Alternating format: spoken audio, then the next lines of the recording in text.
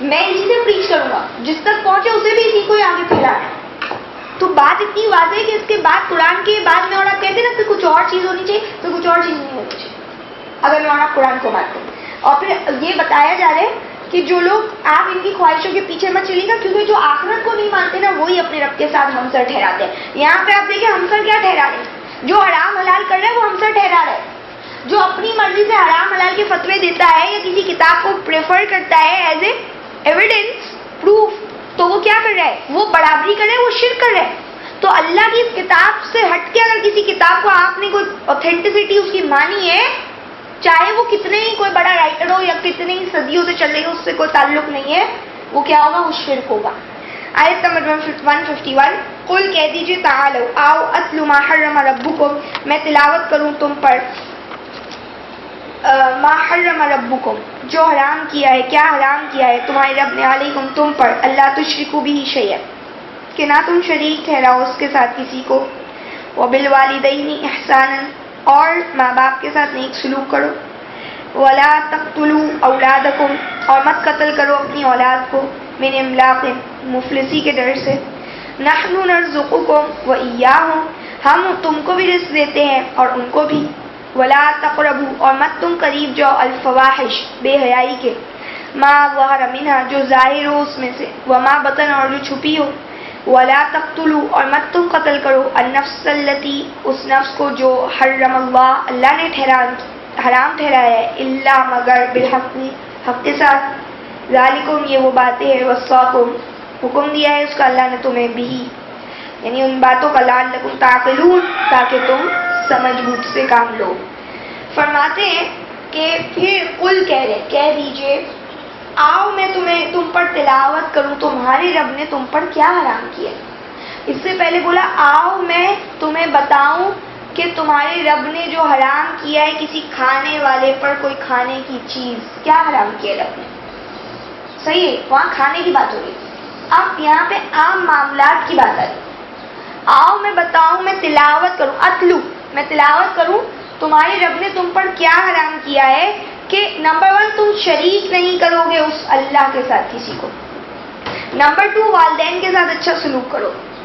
یعنی یہ وہی باتیں ہیں جو ہمیشہ سے بیان ہوتی چلی آ رہی ہے کہ اللہ کے علاوہ تم کسی کو معبود نہیں بناؤ گے. تو اب اگر اللہ کی کتاب کے علاوہ تم نے کسی کتاب کو بڑا سمجھا یا اس کو ایسے لیا جیسا کہ وہ کوئی اوتھینٹک ہو یا یہ کہ وہ اللہ کی طرف سے آئی ہوئی ہو, تو یہ شرک ہے. دوسری چیز اللہ کی ذات میں ظاہر ہے جو بالکل ایک کامن سی بات ہے کہ شرک نہیں کیا جا سکتا. اور اس کے مزید بہت زیادہ جو پوائنٹس ہے جو مکمل قرآن پڑھنے کے بعد جب آپ کو ملتا ہے کہ شرک کہاں کہاں تک جاتا ہے, کہ آپ اللہ کی ذات کو جب تک ہر معاملے میں اونچا نہیں رکھو گے تو تب تک میں اور آپ توحید پڑھا نہیں سکتے. جب تک میں اور آپ کا مقصد دنیا کی زندگی ہم جو گزار رہے ہیں وہ صرف اللہ کے لیے نہیں ہوگا تب تک وہ اللہ کے کو ماننا نہیں ہو سکتا. ورنہ تو وہ والا ماننا ہوگا جو کہتے تو ہے ہم مانتے ہیں لیکن دراصل اللہ کہتے کہ وہ نہیں مان رہے مجھے. اچھا, تو دوسری بات کیا کہی, والدین کے ساتھ حسن سلوک کرو. تو بات تو یوں شروع ہوئی تھی آؤ میں بتاؤ حرام کیا ہے تم پر. تو یہ انداز ہے قرآن کا کہ والدین کے ساتھ حسن سلوک حرام نہیں ہے. سمجھ رہے ہیں, حرام کیا ہے کہ تم نہیں شریک کرو گے اس کے ساتھ کسی کو.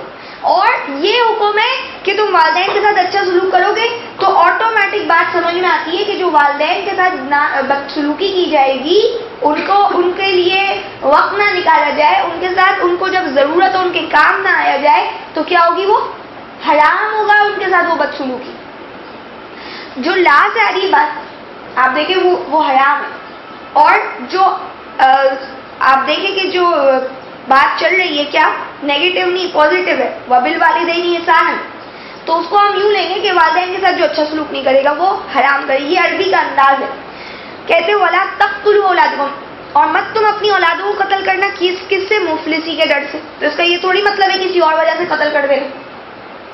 صحیح ہے, یعنی کیا مقصد ہے کہ مفلسی کی وجہ نہ بنے تمہاری اولادوں کا قتل, یہ مت سوچنا.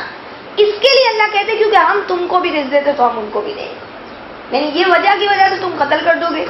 اور عام آپ دیکھیں جو بات ہے کہ کیا عام قتل کیے جا سکتے ہیں تو وہ بھی بیان کر دیا کہ مت قتل کرو کسی جان کو جو اللہ نے حرام فرمائے مگر حق کے ساتھ. یعنی اگر اس نے آپ کا قتل کیا ہے کسی بندے تو آپ قتل کر سکتے ورنہ ہے. اچھا اس سے پہلے ایک بات کہی, 3 باتیں کی. نمبر 1 اللہ کے ساتھ شریک نہیں کرنا. نمبر 2 جو رشتہ ہے ان میں سب سے کلوزسٹ رشتہ والدین کا ہے. پھر نمبر 3 کیا بات بولی, اولاد. پھر اس کے بعد اولادیں آتی ہیں تو ان کو قتل نہیں کرو. نمبر 4 آپ کہتے ہیں کہ جو معاشرے میں بے راہ روی ہے اس سے پورا فیملی سسٹم ڈسٹرب ہوتا ہے, اور وہ کیا ہے, زنا, بے حیائی. اور یہ دیکھیں اتنا گھٹیا کام ہے کہ اللہ تعالیٰ نے دیکھیں اس کی کیا لسٹ بتائی, یہ حرام ہے. تو بے حیائی کے قریب بھی مت جاؤ. کرنا تو بہت دور ہے, قریب بھی مت جاؤ. اور یہ حرام ہے, چاہے وہ چھپی ہو چاہے وہ کھلی ہوئی. اور آج میں اور آپ دیکھ سکتے کہ کوئی نہیں بچا ہوا. بے حیائی کے قریب جانے سے تو کوئی نہیں بچا ہوا سب. یعنی یہ ایک طریقے سے قریب جانے کا مقصد یہ کہ زنا نہ کرو, لیکن بات سمجھنے کی یہ کہ جب ایسی چیز جو بہت خطرناک ہوتی ہے تو ہم کہتے ہیں نا کہ ہائی ٹینشن وائرز ہے, تو پہلے سے 10 قدم پہلے بورڈ لگا دیے جاتے ہیں کہ یہاں پہ ادھر تک بھی کوئی نہ پہنچے, اور اس سے بھی پہلے ہم جو ہے نا وارننگ کے بورڈز لگا دیتے. تو اسی طریقے سے اللہ بھی وارننگ کا بورڈ لگا رہی میرے آپ کے لیے, دیکھو بے حیائی کے قریبی مت جانے, کرنٹ ہے بہت زیادہ جو ہے ہائی لیول کا ہے. تو کہتے ہیں کہ اب تم دیکھو یہ کام نہ کرنا, چاہے وہ چھپا ہو چاہے وہ کھلا ہو. اور پھر کہتے ہیں کہ نفس کو کسی قتل نہیں کرنا, یعنی عام جو لوگ ہیں انسان ہیں ان کا احترام اللہ بتا ہے. اور پھر آپ دیکھتے ہیں جب میثاق کی بات آتی بنی اسرائیل کے حوالے سے سورہ بقرہ میں, تو کہا لوگوں سے اچھی بات کیا ہے. یتیموں کے حوالے سے جب آپ نے بات پڑھی تو کہا ان کو کھلاؤ پہناؤ اور ان سے اچھی بات کرو. تو جہاں اچھی بات کرنے کا کہا جا رہا ہے تو وہاں قتل کی کہاں اجازت دی جا سکتی. پھر کیا کہا, یہ اللہ تم کو نصیحت کر رہے ہیں ان باتوں کے ساتھ تاکہ تم عقل سے کام لو. یعنی یہ حرام ہے, اس کے بارے میں تو آج اتنا زیادہ لوگ کانشیس نہیں ہوتے جتنا اور تمام باتوں کے بارے میں. یہ کیا, یہ شیطانیت ہے اور کیا. پھر دیکھیں فرماتے 152, بہت غور سے پڑھے ساری آیتیں, وَلَا تَقْرَبُوا مَالَ الْيَتِيمِ, اور مت قریب جو یتیم کے مال کے, الا باللتی ہی احسن, مگر ایسے طریقے سے جو وہ بہترین ہو, حتیٰ یہاں تک کہ یبلغ وہ پہنچ جائے اشدہ اپنی جوانی کو, اپنی سن رشد یعنی سمجھ بوجھ کی عمر کو, اپنی پختگی کو آپ کہہ سکتے ہیں اشدہ. وَأَوْفُوا الْكَيْلَ, اور پورا کرو ناپ, والمیزان, اور تول, بالقسط, انصاف کے ساتھ. لا نکلف, نہیں ہم نہیں ذمہ دار بناتے نفسن کسی جان کو, الا مگر وسعہا, اس کی طاقت کے مطابق. وَإِذَا قُلْتُمْ, اور جب تم بات کہو, فَاعْدِلُوا, تو انصاف کی کہو. وَلَوْ كَانَ, اور اگرچہ ہو وہ ذا قربا تمہارا رشتہ دار. وَبِعَهْدِ اللَّهِ, اور اللہ کے ساتھ اوفوا, پورا کرو عہد کو. ذَلِكُمْ, یہ باتیں ہیں, وصاکم, کہ اللہ نے تم کو حکم دیا ہے, بھی ان کا, لعلکم تذکرون, تاکہ تم نصیحت قبول کرو. اب کیا فرماتے ہیں, مت قریب جو یتیم کے مال کے, مگر وہ بہترین ہے. آپ صرف اس کو پوائنٹس کو مارک کرتے رہیں اور اس کو اپنے دل پہ رکھ لیں, لکھ لیں, دماغ میں اس کو میمورائز کر لیں, یاد کر لیں, کیونکہ یہ حرام ہے. اللہ کہہ رہے ہیں یہ سب حرام ہے, تو یہ ہمیں پتہ ہونا چاہیے, یاد ہونا چاہیے نا پھر. اور اگر آپ یہ دیکھیں تو یہ موزز کی 10 کمانڈمنٹس کی طرح, حضرت موسیٰ کی جو 10 احکام عشرہ جو تھے, تو وہ اس کی طرح یہ جو بائبل میں. آج آپ اگر کسی بھی عیسائی کو پوچھو گے, وہ فوراً کھڑے ہو کے, اس کا بچے کو پتہ ہے کہ وہ 10 کمانڈمنٹس کیا ہے, وہ بتا دے گا آپ کو یہی ہے کہ بے حیائی نہیں کرو اور چوری نہیں کرو اور یہ ساری چیزیں. تو میں اور آپ کو یاد ہونی چاہیے نا یہ ساری بات. جب یہ منع ہے, جب یہ اتنا زیادہ نقصان دے گی, تو ہم لوگ کس وجہ سے اتنے آرام سے بیٹھے ہوئے کہ ہمیں یہ نہیں معلوم ہے اور ہمیں پتہ نہیں دنیا جہاں کے الٹے سیدھے حرام معلوم. یہی تو ہے کہ شیطان نے ہمیں سیدھے راستے سے بہکایا ہو. اب دیکھیں فرماتے ہیں, یہ آپ نے کتنے پوائنٹس پڑھے. نمبر 1 اللہ کے ساتھ شریک نہیں کرو گے. نمبر 2 والدین کے ساتھ اچھا سلوک کرو گے. نمبر 3 اولاد کو قتل نہیں کرو گے. نمبر 4 بے حیائی کے قریب نہیں جاؤ گے. نمبر 5 قتل نہیں کرو گے کسی نفس کو جس کو اللہ نے حرام کیا ہے. اب دیکھیں نمبر 6 آپ نے پڑھا, یتیم کے مال کے قریب بھی مت جاؤ مگر وہ جو بہترین انداز ہے. آپ نے اس کے بارے میں 220 میں پڑھا تھا, 2 کی 220 میں, کہ وہ پوچھتے ہیں آپ سے یتیموں کے بارے میں, تو کہہ دیجئے ان کے لیے اصلاح کرنا اچھا ہے, ان کے معاملے میں اچھائی کیجئے, اور اگر تم ان سے ان کا مال ملا بھی لو تو وہ تمہارے بھائی ہیں, اور یہ ساری باتیں ابھی بیان کی گئی تھی. تو کہا یتیم کے مال کے قریب بھی مت جانا مگر وہ جو بہترین انداز ہے. صحیح ہے, یعنی یہ ایسا ہے کہ اس کے اوپر پیچھے رہو, یعنی حرام ہے. اور اس کے بارے میں سورہ نساء میں اللہ نے فرمایا کہ جو لوگ یتیم کا مال کھاتے وہ اپنے پیٹ میں آگ بھر رہے. نمبر 6 پوائنٹ جو ہے اس کو مزید یہ بھی بیان کر دیا. سورہ نساء کے آپ نے پہلے رکوع میں پڑھ لی تھی یہ بات مکمل طور پر کہ یتیموں کو تحفظ دینے کے لیے ان کی عورت جو بیوہ یا طلاق شدہ ہے ان سے شادی کی جائے گی تاکہ یتیموں کے حقوق پوری طرح سے ادا کیے جائیں. اس کے علاوہ آپ نے یہ بات پڑھی تھی کہ ان کا پیسہ ان کو ہینڈ اوور اس وقت کیا جائے گا جب ان کو آپ ٹیسٹ کر لو گے کہ یہ واقعی عقل کو پہنچ چکے کہ آپ اپنا پیسہ ہینڈل کر سکتے ہیں, سنبھال سکتے ہیں, ان کے ساتھ ان کو کوئی چیٹ نہیں کرے گا. اس لیول پہ اشدھا یعنی اپنی پختگی کو, میچیورٹی جس کو آپ کہتے ہیں, مینٹلی فزیکلی نہیں. یہاں تو آپ 15 سال کا بچہ پتا نہیں کتنا بڑا اور مضبوط لگ رہا ہے تو آپ نے اس کے ہاتھ میں ساری چیزیں دے دی. یہاں پہ پختگی کس کی بولی جا رہی؟ مینٹلی, دماغی طور پر میچیور ہو گیا وہ.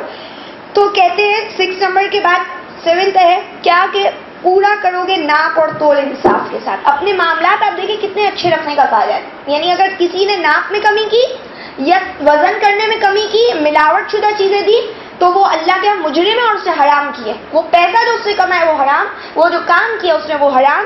تو کہتے ہیں یہ 7 پوائنٹ ہے کہ یعنی یہ حرام کیا ہے. آؤ میں تمہیں بتاتا ہوں نا, یہ حرام ہے نا, ہر چیز میں تو تمہیں حرام حلال پتہ ہے. یہ کس کو پتہ ہے؟ اس کے بارے میں کون ٹوکتا ہے کہ یہ کرنا حرام ہے؟ یہ اکثر ہم باتیں ایسی کر دیتے ہیں جو کہ ناجائز ہوتی ہے.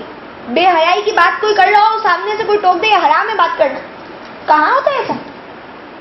پھر دیکھیں کیا کہتے ہیں 8. اچھا یہاں پہ بیچ میں ایک بات یہ بھی بولی کہ ہم ذمہ دار نہیں ٹھہراتے کسی جان کو مگر اس کی طاقت کے مطابق. اللہ نے تو یہ ایسی باتیں نہیں کی ہے کہ جس پر عمل نہ کیے جائے, جو قابل عمل نہ. یہ تمام باتیں ایسی جو میری اور آپ کی ود ان کیپیسٹی میں اور آپ کر سکتے ہیں, تبھی اللہ نے آرڈرز کی. یہ یقین ہے ہمیں. اچھا اس لیے ہم غور سے پڑھ رہے ہیں کیونکہ آپ آگے دیکھیے گا بات. کہتے ہیں کہ جب تم کہو تو پھر انصاف کی بات کہا کرو. آپ دیکھیں انسانوں کو, خاص طور پر ایمان والوں کو بار بار کہا جا رہا ہے تمہیں کوئی قوم کی دشمنی عدل سے نہ ہٹا دو, تم کسی صورت بھی ناانصافی کرنے والے نہ بنو, انصاف کے علمبردار بن جاؤ چاہے وہ تمہارے اپنے خلاف چلا جائے, اپنے والدین کے تمہارے خلاف چلا جائے. تو انصاف کی بات کہو, اس وقت والدین کے ساتھ وہ حسن سلوک کام نہیں ہوگا, اس وقت وہ حرام ہوگا اگر تم نے انصاف کی بات نہیں کی, چاہے وہ والدین ہو چاہے وہ تمہارے رشتے دار ہو. اچھا اب دیکھیں انصاف کی بات کہہ کے بجائے کوئی اور بات کہنا حرام ہے. اب اللہ بتا رہے نا کہنے میں بھی کیا کہنا ہے. اچھا یہ کتنے پوائنٹس ہم نے پڑھ لیے؟ 8. صحیح ہے. اب کیا فرماتے وَبِعَهْدِ اللَّهِ أَوْفُوا, اللہ کے عہد کے ساتھ کو پورا کرو. اللہ نے کیا رسپانسبلٹیز دی ہے. میں اور آپ اللہ کی کن چیزوں میں بندھ گئے ہیں, کون سا عہد ہے؟ یعنی یہ قرآن, یہ کتاب جس کا میں اور آپ نے عہد لیا, جس کی امانت کو ہم نے اپنے اوپر لیا, اور اب اس کو آگے پھیلانا, اس پہ عمل کرنا. اور اللہ کی قسم کھا کے جو ہم ایک عہد میں جڑتے ہیں, اللہ کے نام پہ جو ہم کمٹمنٹس کرتے, اللہ کو سامنے گواہ بنا رہے ہوتے, تو اللہ کے وعدوں کو پورا کرو. سارے آپ دیکھیں معاملات کی باتیں, یہ اللہ تم کو وصیت کر رہے ہیں اس کے ساتھ آگے تم نصیحت کو قبول کر لو. اب آپ دیکھیں یہ جو 8-9 باتیں آپ نے پڑھ لی نا تقریباً, یہ تمام باتوں کے اوپر اگر کوئی عمل کر لے تو وہ عقل مند بھی ہوگا, وہ نصیحت کو قبول کرنے والا بھی ہوگا, اور وہ گارنٹیڈ سیدھے راستے پر بھی. کیوں؟ دیکھیں آگے کیا لکھا ہے, آیت نمبر 153, وَأَنَّ هَذَا صِرَاطِي مُسْتَقِيمًا, اور بے شک یہ میرا راستہ ہے جو سیدھا ہے, فَاتَّبِعُوهُ, تو تم سب چلو اسی پر, وَلَا تَتَّبِعُوا السُّبُلَ, اور نہ تم چلنا راستوں پر, فَتَفَرَّقَ بِكُمْ عَنْ سَبِيلِهِ, تو وہ تم کو فرقوں میں بانٹ دے گا اس راستے سے. فتفرق, تو تم جدا ہو جاؤ گے, وہ تم کو جدا کر دیں گے اس اللہ کے راستے سے. ذالکم وصاکم بہ, یہ اللہ ہے, یہ وہ باتیں ہیں کہ وصاکم, اللہ تم کو وصیت کرے بھی ان باتوں کی, لعلکم تتقون, تاکہ تم تقوی اختیار کرو.